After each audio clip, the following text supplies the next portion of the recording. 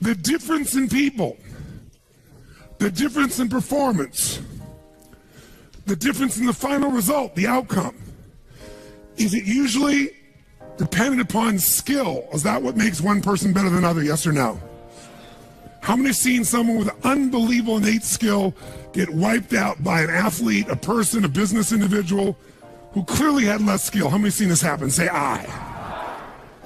It's our ability to maximize. We said on day one, leaders are what transform organizations. You want to grow this company, you want to transform this company, leaders do it. A leader doesn't mean everybody else follows you. It just means that you have a higher what? A higher standard than anybody else does. What'll make you the leader is when you have a higher expectation, not of other people. Anybody can do that. Of whom? Of yourself.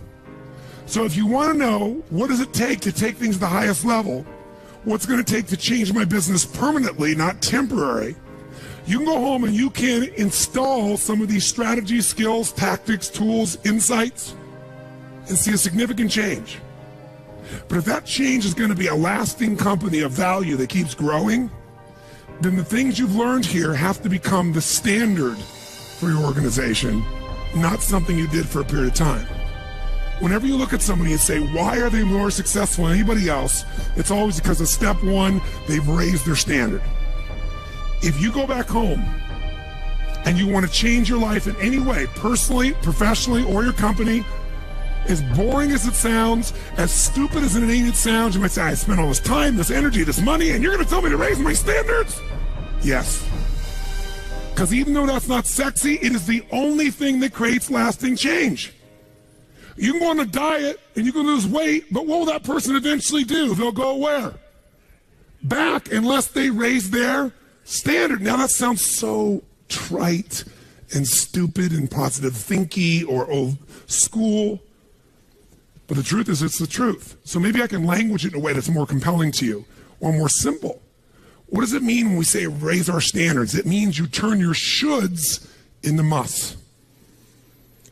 The difference in people is that they turn their shoulds into musts. The things that you used to say I should do, you do your shoulds when it's convenient, when it's comfortable, when it goes your way. But when something is a must, not to other people, but a must to you, do you find the way to get it done, yes or no? Yes. So the difference in people is what's their must, or another word for that is what's their standard. Every person in this room right now, our bodies are a reflection of our physical standards. They are not a reflection of our desires. Most people have a desire for more energy or a better body or a stronger body or a more fit body. We don't get our goals, we get our musts. The ones that are the musts become how you are. And guess what? It shows up in your rituals. When it's a must, you have different rituals, different things you do consistently when you must have your body a certain way than you should or you'd like to or you want to. How many follow what I'm talking about here? Say aye. So whether we want it or not, the only way to change your body long term is change what the must is for you. Now, I'm not telling you what it should be. Who the hell am I? I'm just saying maybe it's time for you to take a look. Because many times you set the standard a long time ago, or you lost the standard completely because most of us base our standards by our environment. Who you spend time with is who you tend to become. So if everybody around you is gaining a little weight, or everybody around you is, constantly tired, after a while, even if you had high energy, you don't want to make fun of them or tease them or make them feel bad. So gradually, subconsciously, you lower your own standard just a little bit. And that little bit is that old metaphor, overused but true. You take a frog and put him in boiling water, what's he going to do? Jump right out. But if you put him in and turn the water up real slowly, over time, it'll boil to death. That's most people's lives, isn't it? And it's usually because you haven't remembered the power of who you spend time with. Who you spend time with is who you become. So one of the things that's great about this 5 days is you found people from all over the world who are all absolutely committed to go day and night and day, literally, sometimes with food, sometimes without. But whose standard was, I am here to maximize who I am, what I'm about, what I'm going to take home, what I'm going to create. That raises your game. Remember, play against somebody you're better than, your skills are going to go down. Play against someone better than you, just to stay on the court, the game has to go up. Want to change your life? Raise your standard. Want to raise your standard the most? Get around where it's better. Surround yourself with people playing the game much higher than you are. So just to be around them, your game has to rise. That's part of what we try to do. When we come into a company, we create that by raising the standard amongst them. Or you got to do it by yourself, but you got to do it. How many agree with me on this? Say I. And it starts with whom? It starts with us. So raise the standard. I remember when I met Michael Jordan for the first time, and it was while he was still with the Bulls. And I asked him, I got a chance to do some coaching, a bunch of people, and then got introduced to him because of this. And I said, Michael, I said, how is it you do this? I mean, you're the best that's ever lived at this stage. Got to ask the same question of Wayne Gretzky. And interesting, Wayne Gretzky, I had read someplace and he gave me the same answer. I asked him the same thing. You're not the fastest. You're not the strongest. You're not, you don't, how is it you're the great one when you're not the fastest, the strongest, the quickest? And he said, well, Tony, I appreciate the compliment, but he said, I think one of my advantages is most people skate to where the puck is, and I skate to where the puck is going. The power of what? Anticipation. He knows the pattern. With Jordan, his standard was, I asked him, he said, Tony, everybody, I said, what makes you the best? Is it natural ability? Is it talent? Is it skill? Is it God-given? Is it strategy? What is it? He said, Tony, I think I can say this to you without it sounding like hyperbole. He said, I have got unbelievable natural skills. But he said, study my history and you'll know why I am who I am. I did not make the high school varsity team when I was a sophomore in school. High school, I got cut. He said, I had a lot of natural talent, but the greatest gift of my life was a coach who said, you're not on the team. And I looked at him, I laughed at him. I said, you got to put me on the team. I'm the most talented guy out there. He said, no, you're not. He said, you have a lot of natural talent, but you have no heart, no absolute commitment, no real drive. You're not on my team. And it just crushed him. And finally he negotiated and he said, look, you want to be on my team next year? Simple. Meet me every morning before school for a one-on-one practice, and I'll take this raw talent and I'll teach you discipline. I'll show you how to raise your standard. And if you show up the whole year, I'll guarantee you a spot next year. And if you don't, probably the same outcome's going to happen when you try out next year. He couldn't believe it. And guess what? Most people don't know. Michael Jordan got up every morning and drilled and drilled and drilled and didn't get to be on the team. And next year he was on the team, and he was not only good, he was great. Guess when his career exploded? When he lost again the championship to Detroit. And he was on the bus. He said he was crying in the back of the bus, physically crying, pissed off at all the other players that they hadn't done their job. And something inside of him snapped and realized, crying, whining, blaming everybody else is not the problem. I need to raise my... Because he realized that's what did it for him originally. And you know what he did that year? He lifted weights like never in his entire life. He decided he was going to dominate every person, every floor, every place, every spot in the country. He's going to be stronger than anybody. He practiced like he'd never practiced in his life. And oh, by the way, he won how many NBA championships? How many in a row? 3. Retired, came back and won how many in a row? 3. Never anybody in history would even dream of such a thing, especially after retirement. That's the power of raising your standard. But guess who he competes with? Michael told me one time, he goes, Tony, if I competed with other people, I wouldn't be who I am. He said, my competition is with the best I can be. They're trying to compete with me. That's why I beat them. Because they're competing with where I am. But I'm competing with where I can be. Think about that mindset. Think how your life would be different if you raised the standard of what you expected from yourself, not your people, yourself, to that level. How things could shift. It's all about changing your shoulds to musts. It's all about going back and saying, this is how it's going to be. It's like when Gary Vee was here and he was guys were saying, man, I'm working so hard, man. I work from 9 to 6. He goes, yeah, what are you doing from 8 to 2? 8 p.m. to 2 a.m. That's when you master your craft.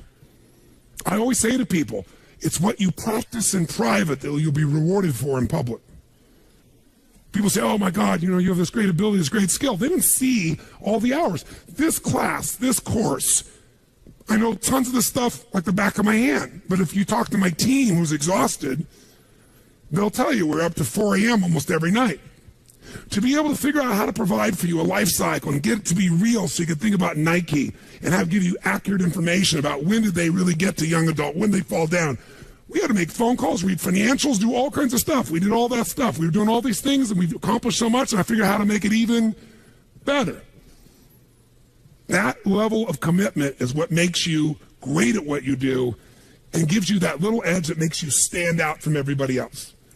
And that standing out is what makes somebody absolutely own an industry or brand themselves like nobody else in the world.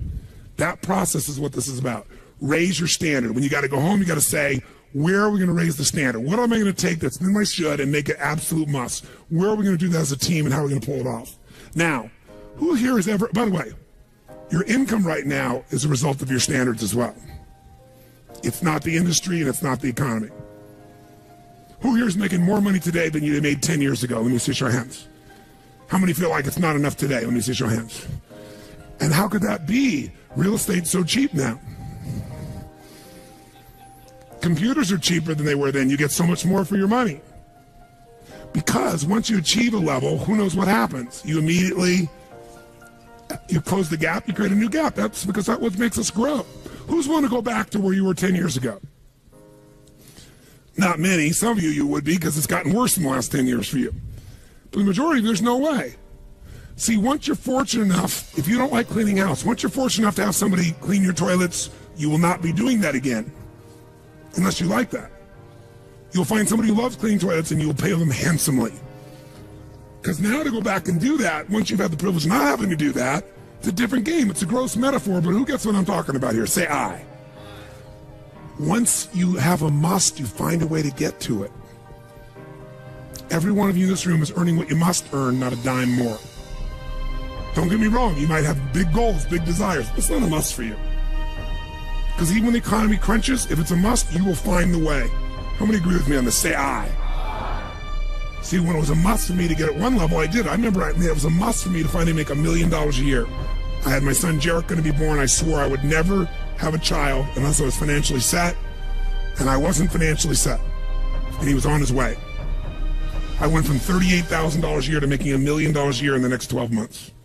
That was all BS. In my head, I thought all my growing up, all the pain was because my parents fought because there was no money. They would have fought anyway.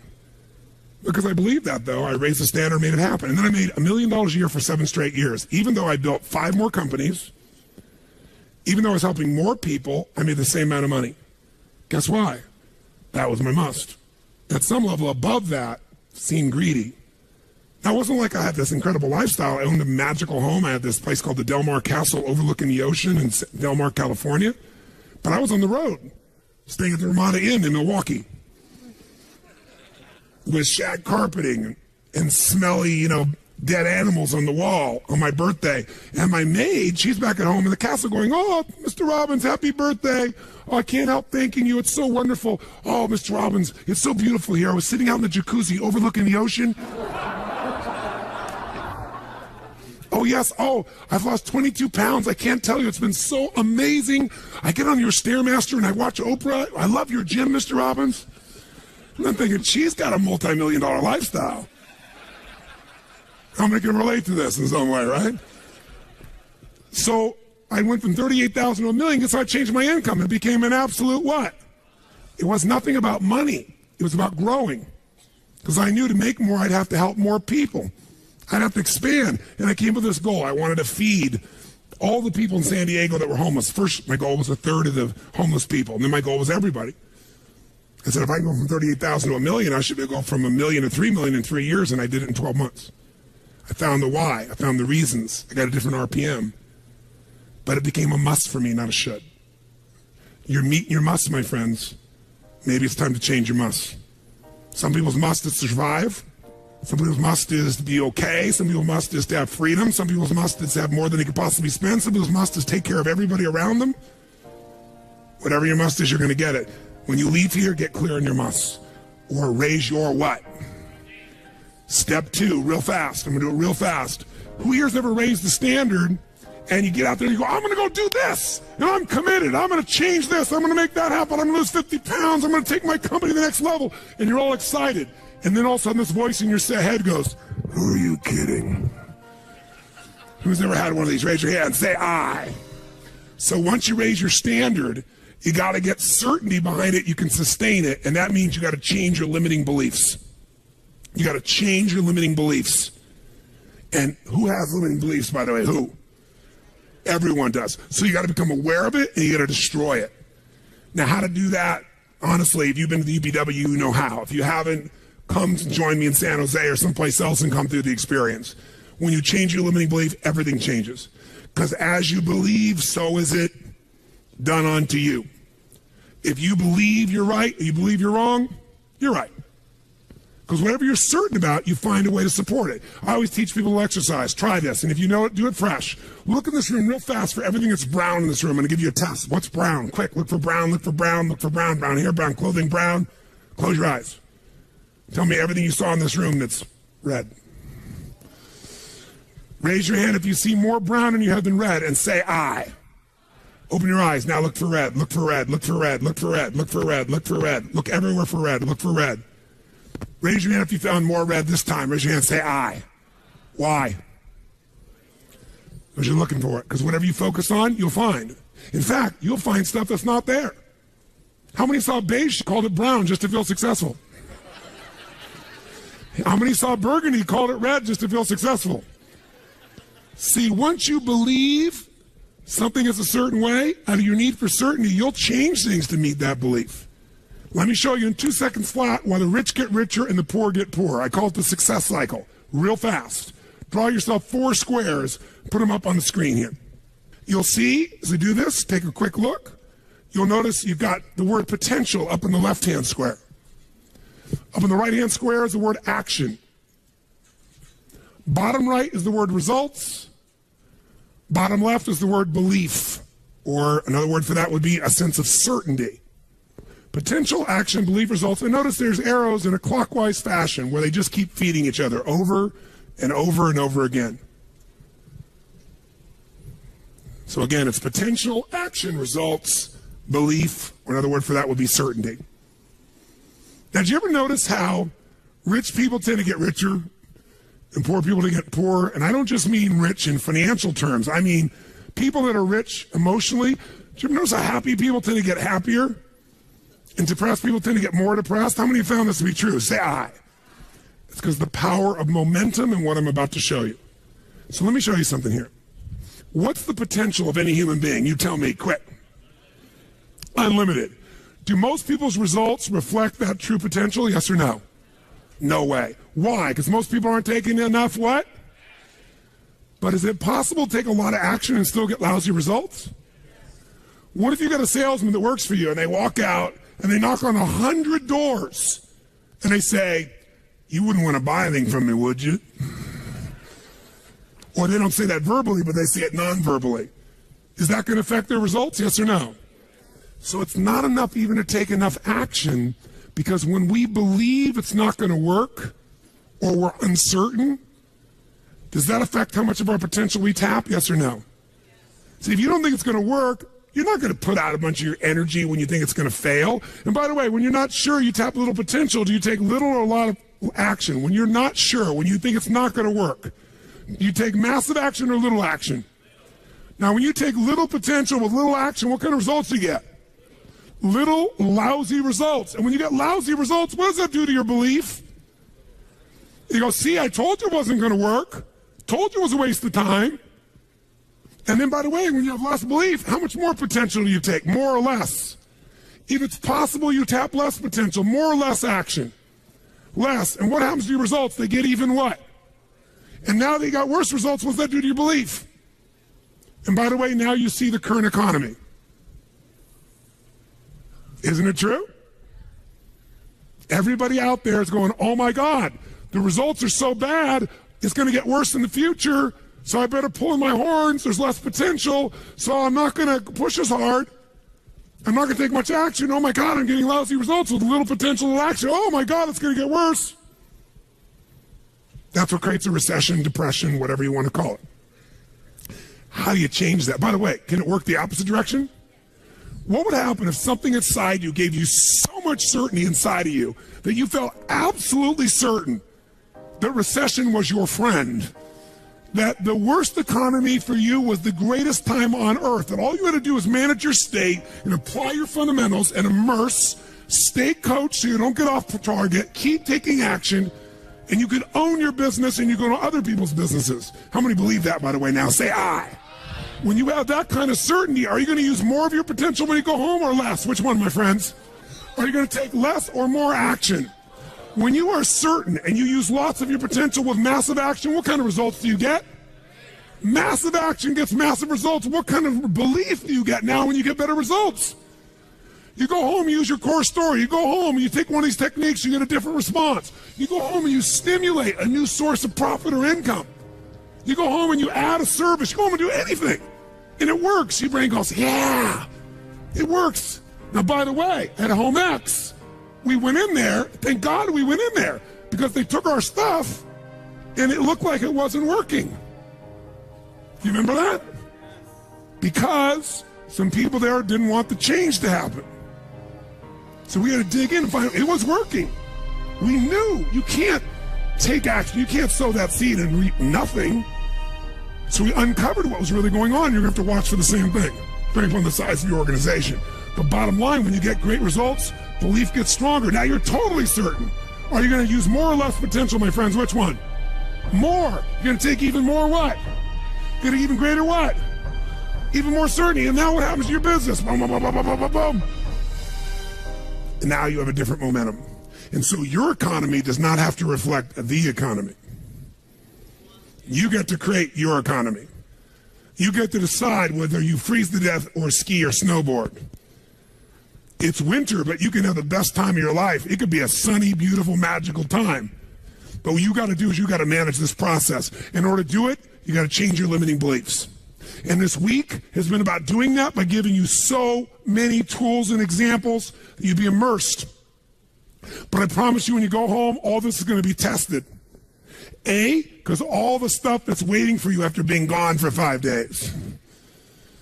B, all the people there you work with, their limiting beliefs, whether you have one employee or two because you're an army of one or two people, or whether you got 10,000. And so you have to be able to implement. This, by the way, is, I'm not here to sell you, bring us in if we can help. Do you think we could help? Yes or no? Yes or no? Bring us in and we'll do it. Or get your team together and find a way to make sure this momentum goes in the right direction. Make sense? This is the must. If you have this high standard, but you don't really believe because the momentum's in the wrong direction, having the tools will be worthless. That's where certainty, that's where everything else we teach, that's what I do in my events, that's where you guys have been there before, that's what you got to bring to the table. What are the 5 keys for integrating this? Number 1, you got to go home and raise your what? Come on, guys, raise your what? Which means turn your shoulds into. Step number 2, you got to go out and change your limiting what? Find anything that's limited you and destroy it. What's the fastest way to destroy it? You can do it very quickly by producing the results in your mind over and over again. Or, why do you think I get people to walk on fire? Because they think it's impossible. When they walk in this fire, mentally you might say, oh, I can do it. But when they get in front of that fire and it's 2,000 degrees burning hot coals, it gets their full attention. And suddenly they have a state change. And when you get yourself in a state where you can storm through fire, it's not about fire walking. The state you're in to get yourself to walk across fire is the metaphor for anything that used to stop you, the fire of your life. And by the way, when you cross fire and you're on the other side doing something you once thought was difficult or impossible, it's that easy, your brain goes, what else can I do that I thought was impossible? It's unbelievable. It's not intellectual, it's emotional. Plus, after fire walking, cold calling is not a problem. You get the idea, ladies and gentlemen? All right? So what we're really talking about here is changing your beliefs. Now, here's the 3rd key. If you're going to get maximum results, you got to model what works. We brought you for 5 days and nights here, models of what works. Go back and get them. Now, here's where the challenge is. How many got tons to do in your normal list of things to do when you go home? How many got a lot to do? Say I. How many have a lot of outcomes you got to go after? Say I. How many have the same amount of time you had before? Say I. So in your business, if you need something to get done, you get it done because it's an absolute what? Or you hire someone to get it done. Hire us, hire someone else, get somebody inside. But are these things you're going home with musts or shoulds? Which one? Do whatever it takes. You say, I don't have the money. You don't have the money not to. Forget us. Hire somebody as an individual who knows what they're doing and put them in there. Leverage yourself. The only way you're going to get the game bigger is by taking a little bit of what, my friends? Risk, but that means get yourself some resources. Be resourceful enough to get the resources. What's great about this? What is this opening? What is this creating? What's possible? What have I not seen? This is going to make me see. What have I learned from this? What can I learn from this? What am I willing to do to still have it the way I want it? That's the fourth step. You intensify, and you innovate. And then there's the final fifth step. And that fifth step's really simple, my friends. And that is step up and give. Step up and give more than anyone else could possibly expect. The ultimate transformation happens when you stop trying to get and you start to give. Whenever you're at your best, you're giving. I remember so vividly driving in my car, my Volkswagen Bug, and I was struggling, and I was 19 years old. I was driving on a freeway in San Gabriel Valley, the 210 freeway, I'll never forget. And it's midnight, and I'm frustrated. I felt like I tried everything. I had these big hits, like the one you just saw, and nothing was going my way. And I was frustrated, and I kept thinking, how come I'm not getting what I want? And all of a sudden, it just hit me on the freeway. I pulled over the side. It was almost midnight, no cars really around. Grabbed my journal, and I wrote, and I still have the journal to this day from when I was 19 years old, full page, and I wrote, the secret to living is giving. And I realized why I wasn't doing well. Because I all focused about what I wasn't getting. I was not focused on what I was not giving. And the whole game changed.